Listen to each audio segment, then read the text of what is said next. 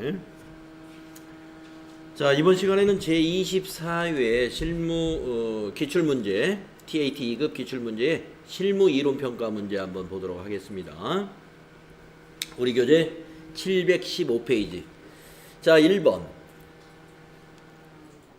정보 이용자의 의사결정에 유용한 정보를 제공하기 위해 회계정보가 갖추어야 할 질적 특성에 관한 설명으로 옳지 않은 것은 이랬는데, 질적 특성에는 이제 그 세 가지가 있죠. 목적 적합성, 신뢰성, 비교 가능성, 이렇게 세 가지가 있는데 그 세 가지 중에서도 목적 적합성하고 신뢰성이 중요한 거예요. 네. 자, 1번부터 보겠습니다. 회계정보가 갖추어야 할 가장 중요한 질적 특성은 목적 적합성과 신뢰성이다. 맞았습니다. 2번. 일반적으로 인정되는 회계 원칙에 따라 재무제표를 작성하면 회계정보의 기업 실체 간 비교 가능성이 높아진다. 그러겠죠? 우리가 일반적으로 인정되는 회계 원칙, 이게 보편적으로 많은 기업들이 적용하는 회계 원칙이란 말이죠. 그걸 적용하면은 기업 간에 비교하는 것이 의미가 있어지는 거죠. 비교 가능성이 높아지죠. 맞는 얘기고. 3번. 회계정보의 질적 특성은 비용과 효익, 비용 대비 효익입니다. 효익이 100인데 비용이 200이 들어가면 그건 정당성이 없다고 그랬죠. 그리고 회계 항목의 성격 및 그 크기의 중요성, 중요도도 고려해야 되고 이런 것 등 요인이 고려되어야 한다. 그렇습니다. 그래서 우리 질적 특성에도 이 부분도 우리가 정리가 되었었죠? 맞습니다. 자, 4번. 회계정보의 목적 적합성과 신뢰성을 높일 수 있는 대체 방법이 있더라도 비교 가능성을 저하시킨다면 그러한 회계정책은 선택되어서는 안 된다. 이건 잘못됐죠. 자, 우리가 목적 적합성, 신뢰성, 비교 가능성 이 세 가지가 우리 중요한 질적 특성에 해당이 되는데 그 중에서도 요 두 가지가 더 중요한 것입니다. 그렇기 때문에 목적 적합성과 신뢰성을 높일 수 있는 방법이 있다면 비교 가능성이 다소 저하되더라도 그 정책을 선택해야 되죠. 4번이 옳지 않은 거. 여러분이 긴 내용이라서 읽다 보면 좀 헷갈렸을 수도 있어요. 4번입니다. 다음 2번 문제. 다음은 주식회사 한공의 1월 상품 재고장이다. 총평균법을 사용할 경우 1월 말 재고자산은 얼마인가? 단 수량 감모도 없고 저가법 평가도 없다 이랬습니다. 자, 총평균법은 쉽다고 그랬죠. 기초하고 매입을 수량과 금액을 구합니다. 자, 월초재고 100개, 금액은 100개 곱하기 100이면 10,000원인가요? 10,000원. 자, 그 다음에 매입이 1월 15일 500개 130원 곱해보세요. 얼마 나온가요? 3, 5, 15, 5, 1은 6, 5, 1은 5 65,000원인가요? 계산 정확히 할 줄 알아야 돼요. 자, 75,000원이 금액의 합계고 수량은 600개니까 평균 단가를 구해야 되죠. 자, 평균 단가 구해니까 얼마 나왔던가요? 네. 125원 나왔어요. 네. 이 125원 평균 단가를, 그러니까 75,000 나누기 600개가 평균 단가예요. 그거를 매출 수량에 곱하면 매출원가요. 재고 수량에 곱하면 그게 재고 자산이다. 그러면 재고 수량이 몇 개냐? 재고 수량은 600개 중에서 자, 매출 여기 50개, 250개, 300개에다가 200개, 500개 팔았네요. 그럼 100개가 남았네요. 그래서 100개 곱하기 125원이 되겠습니다. 그게 재고 금액이에요. 1, 2, 500원. 답이 3번에 있구나. 다음 페이지 3번 문제 보겠습니다. 다음은 주식회사 한공의 2018년 12월 31일 결산 조정 전 잔액시산표와 결산 조정 후 비품과 이자 수익 계정 관련 계정이다. 자, 결산 조정 전에 비품은 10,000원. 이게 취득금액이에요. 10,000원이. 그죠? 이거 취득금액입니다. 결산하기 전에 비품 감가상각 누계액이 1,000원이에요. 아직 당기 거 결산 아직 감가상각 안 했다는 거죠. 이자 수익은 수익 발생 2,000원이 있었습니다. 자, 자료 2. 결산 조정 후 비품과 이자 수익 계정. 자, 결산이 끝났네요. 자, 비품은 10,000원이 그대로 차기로 2월 됐고요. 감가상각 누계액은 1,000원이 있다가 결산 때 2,000원을 감가상각 했네요. 그죠? 그래서 3,000원이 차기로 2월 됐어요. 1,000원과 2,000원이 돼서 감가상각 누계액은 3,000원이 됐어요. 이자 수익은 아까 2,000원이 있었는데 손익에 반영된 건 7,000원이 반영됐네요. 보니까 결산 때 미수수익이 당기분 미수수익이 5,000원이 반영이 됐네요. 그래가지고 손익계산서에는 이자 수익 7,000원이 반영이 됐구나. 그 다음에 미수수익. 자, 미수수익 자산이죠. 아까 이 5,000원이 그대로 이게 미수수익이죠. 그래서 미수수익 자산이 5,000원이 재무상태표에 반영이 됐구나. 네. 그러니까 지금 이게 연관되는 거예요. 이게 차변의 미수수익 5,000원, 대변의 이자수익 5,000원. 이것이 그대로 반영돼서 이자수익이 6월 30일 거 2,000원하고 5,000원이 더해져서 손익계산서에 7,000원이 갔다 이겁니다. 결산 때. 네, 이걸 쭉 이 계정을 볼 줄 알아야 됩니다. 네. 다음에 결산 조정 후 재무제표에 대한 내용으로 잘못된 것을 찾아라 이랬네요. 단 제시된 자료 이외에는 고려하지 아니한다. 1번 재무상태표상 비품의 장부금액, 취득금액 빼기 감가상각 누계액은 8,000원이다. 계산을 해보죠. 그럼. 자, 아까 비품이 여기 장부금액이 여기 있었습니다. 네, 10,000원이죠. 자, 감가상각 누계액이 얼마예요? 3,000원이죠. 비품에 대한 감가상각 누계액. 그러면 10,000원에서 3,000원을 빼면 장부금액은 7,000원이 돼야죠. 예, 1번이 틀린 것 같아요. 8,000원이라고 그랬죠? 1번이 답입니다. 틀렸어요. 7,000원이다. 자, 2번을 보면 재무상태표상 미수수익은 5,000원이다. 여기 미수수익이 어디? 차기 2월로 5,000원 갔잖아요. 미수수익 자산이. 이 차기 2월이 재무상태표에 반영이 되는 거예요. 3번 손익계산서상 이자수익은 7,000원이다. 이자수익이 손익으로 간 게요. 7,000원 갔잖아요. 맞죠? 네. 4번 손익계산서상 감가상각비는 2,000원이다. 감가상각비가 여기 지금 계정이 안 보이지만 여기에서 볼 수 있죠. 비품 감가상각 누계액에 12월 31일 날 감가상각비가 2,000원이 있잖아요.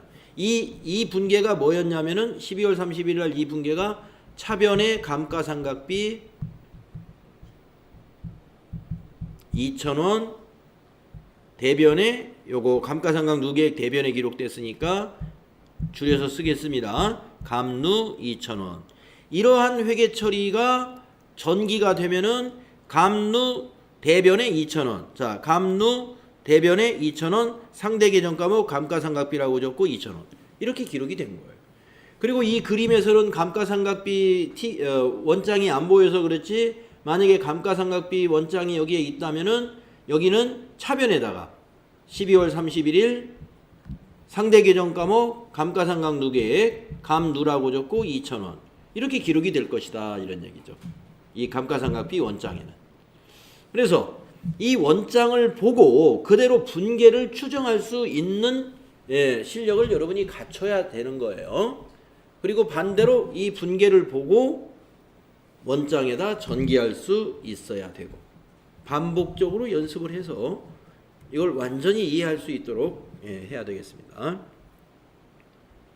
다음에 4번 문제는요. 주식회사 한공은 2018년 1월 1일에 연구장비를 취득하는 조건으로 상환 의무가 없는 정부 보조금 50만 원을 수령하고 연구장비 100만 원을 취득했습니다. 2018년 결산 후 재무상태표와 손익계산서에 계상될 감가상각 누계액과 2018년이면 2018년에 사서 2018년에 하면 1년치죠. 1년치. 감가상각비는 얼마냐? 1년치죠. 내용연수는 10년, 정액법, 월할상각, 잔존가치 없다. 자, 100만 원에 취득을 했으니까 감가상각 누계액은 10만 원입니다. 10년으로 나누면. 자, 감누 10만 원. 그런데 감가상각비는 말이죠. 이 정부 보조금 50만 원에 해당되는 것은 우리 회사의 비용이 아니잖아요. 우리 회사가 부담한 건 이 중에 50만 원이에요. 그래서 우리 손익계산서에 반영되는 감가상각비는 5만 원만 반영이 됩니다. 100만 원 중에서 50%. 왜 그렇게 되느냐? 이거 분계를 좀 우리가 분계를 좀 해볼 필요가 있는데, 결론적으로 답이 2번이라는 걸 뭐 맞추기만 하면 됩니다만은 혹시 문제에서 올바른 회계 처리를 찾아라 이렇게 나오면 또 이거 분계를 알아야 된단 말이에요. 자, 그러면 먼저 이날 1월 1일 날 취득할 때 분계를 한번 해보겠습니다. 네. 자, 이게 지금 장비라고 그랬으니까 기계장치라고 보죠. 1월 1일 날 기계장치 취득 시 정부 보조금 정부 보조금이 50만 원을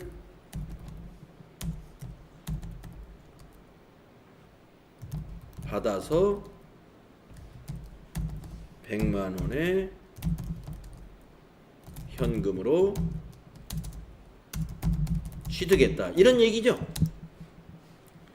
1월 1일 날 받아서 그걸 바로, 이게 지금 말이 안 되긴 안 되는데, 원래는 이제 정부 보조금을 받으면 미리 받아 놓든지 해야 이제 쓰는데, 여기서 뭐 당일날 받아서 그냥 한 걸로 하겠습니다. 자, 그러면 차변의 기계장치, 차변의 기계장치가 100만 원이 되죠.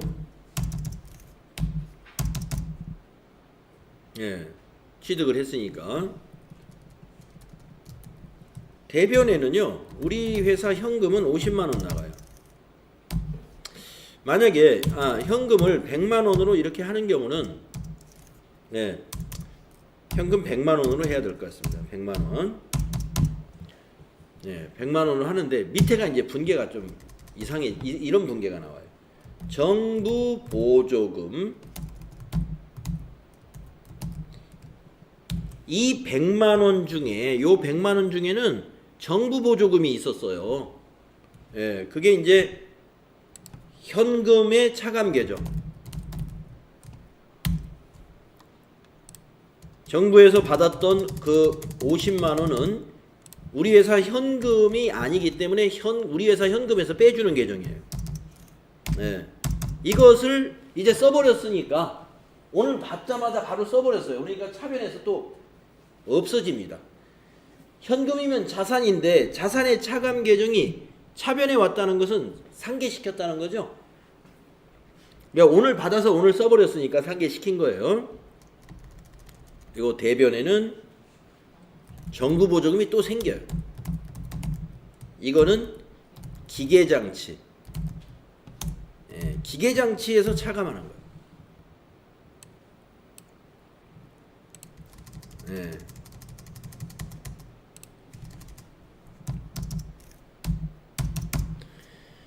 이런 일이 있었던 거예요. 1월 1일 날. 그런데 이제 시험에 문제가 나온다면 1월 1일 날 취득 시 분계라기보다는 지금 여기서는 결산 때 분계입니다. 손익계산서에 계상될 감가상각비하고 재무상태표에 표시되는 감가상각 누계액이니까 이게 지금 1년이 지났다는 거예요. 그래서 12월 31일이 됩니다.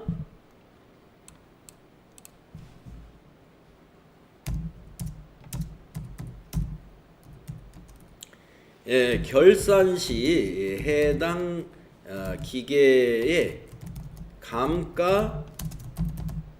감가상각을 하라. 이런 회계 처리는 그럼 어떻게 해야 되느냐? 자, 자, 조건은 거기 위에 나왔죠. 내용요소 10년 정액법이고 잔존가치가 없다. 그러면 자, 차변의 감가상각비 100만원 나누기 10년 하면 10만원이죠. 10만원. 대변은 감가상각 누계액, 기계장치에 대한 감가상각 누계액이죠. 10만원.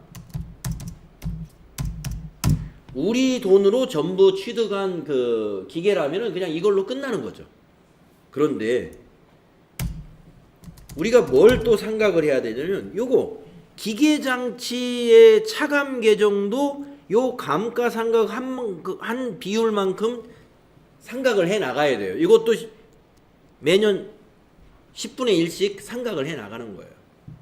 왜냐면 이 기계장치의 장부 금액이 작아졌잖아요. 그러니까 요 차감액도 작아져야 된다는 거죠. 그래서 차변에 정부 보조금 기계 차감 계정에 해당되는 거, 거기를 10년으로도 나누는 거예요. 그러면 50만 원을 10년으로 나누면 5만 원이죠. 5만 원이 감소하게 되는 겁니다. 기계 차감 계정 중에서 5만 원이. 그러면 이걸 대변을 뭘로 처리하느냐? 우리 회사의 요 비용에서 빼주는 거예요. 그래서 대변에는 감가상각비에서 5만 원. 이렇게 결산 때 회계 처리가 일어나는 것입니다. 자, 그럼 한번 따져볼까요? 감누는 어떻게 되느냐? 자, 감가상각 누계액 대변에서 10만 원. 감가상각비는 어떻게 되느냐? 손익계산서의 감가상각비는. 자, 차변에서 10만 원 발생했다가 대변에서 5만 원이 감소해버리죠? 그러니까 손익계산서에 반영되는 것은 5만 원만 반영되겠죠? 차변이 5만 원 많으니까 차변에는 5만 원만 남는다. 따라서 감가상각 누계액은 10만 원, 감가상각비는 이것과 이거를 서로 상계 처리해서 차변에 5만 원만 잔액이 남게 되는 것입니다. 네, 그래서 이걸 이제 여러분이 그 원리를 알고 그냥 답만 찾아내면 다행이고요. 뭐 이게 분계까지 쓸 필요는 없는데 문제가 올바른 회계 처리를 찾아라 하면 이걸 답으로 찾아내야 된다. 그래서 좀 까다롭고. 5번 문제를 보겠습니다. 주식회사 한공은 2017년 12월 31일 유형자산의 토지에 손상 징후가 있다고 판단하여 손상 차손을 계상하였다. 토지 관련 자료가 다음과 같을 때 2018년 회계 처리로 옳은 것은 단 원가 모형을 적용한다. 자, 우리가 어떤 손상 징후가 있을 때 그걸 비용 처리하는 것이 손상 차손입니다. 그러니까 자산을 비용 처리하는 거예요. 가치가 그러니까 손상이 있는 부분에 대해서. 그런데 원가 모형이라는 건 뭐냐? 그 손상의 원인이 해결이 되어 가지고 다시 가치가 증가했을 때, 회수 가능 금액이 높아졌을 때 원가, 그 취득 예당초 금액 있죠? 여기까지만 환입을 시키는 그런 모형을 우리가 원가 모형이라고 그래요. 아시겠죠? 자, 그래서 이 문제는 2018년도 회계 처리를 물어본 겁니다. 그러면 2018년도에 이 토지의 회수 가능 금액이 120만 원이에요. 그러면 2018년도에 얼마였느냐? 50만 원이었습니다. 2018년 결산 때. 그런데 이렇게 보면은 70만 원이 어떻게 돼요? 손상 차손이 회복이 되죠? 그러면 3번에 있는 차변의 손상차손 누계액 감소시키고, 이게 손상차손 누계액이라는 건 이건 토지의 차감 계정이에요. 이게. 그리고 대변의 손상차손 환입 70만 원 이렇게 해야 될 것 같지만 이건 아닙니다. 왜냐? 원가 모형이라는 건 뭐냐면은 100만 원까지만 환입을 시킬 수 있는 거예요. 100만 원까지만. 그러니까 70만 원이 아니라 50만 원하고 120만 원의 차이는 70만 원이지만 원래 원가가 100만 원이었기 때문에 50만 원만 환입을 시켜야 된다. 50만 원만. 그래서 답이 2번에 있는 거예요. 그리고 요때 2017년도에는 어떤 회계 처리가 일어나냐면요. 50만 원만큼 손상을 입었죠. 그것이 여기 4번 문제입니다. 이 4번이 2017년 결산 때 손상차손을 인식할 때의 회계 처리가 요 4번이에요. 차별의 손상차손 50만 원, 대변의 손상차손 누계의 50만 원. 그것을 그 다음에 2018년도에 회수 가능 금액이 다시 회복이 됐기 때문에 요만큼만 다시 돌려야 되니까 자 대변의 손상차손 누계액을 차변으로 갖다 적어가지고 차감 계정을 상계시키고 그 다음에 요 손상차손 2017년도에 이건 비용 처리한 거예요. 손익계산서에 반영됐어요. 이거를 환입으로 손상차손 환입으로 해가지고 비용에서 이건 빼주는 거예요. 2018년도 비용에서 빼주는 손상차손 환입이라는 계정을 쓴다. 어려운 문제죠. 이거 잘 출제가 잘 안 되는 그런 유형의 문제인데 이번 24회에 이렇게 출제가 됐다는 겁니다. 그래서 이제 지금까지 요 5문제를 푸는 가운데에서도 여러분에게 지금 까다롭게 느끼는 게 벌써 5번 매우 까다로운 문제라고 볼 수가 있고요. 아까 4번도 좀 그런 문제였습니다. 그래서 지금 시간이 됐기 때문에 풀이를 여기까지만 하고 다음 시간에 6번부터 같이 풀이해 보도록 그렇게 하겠습니다.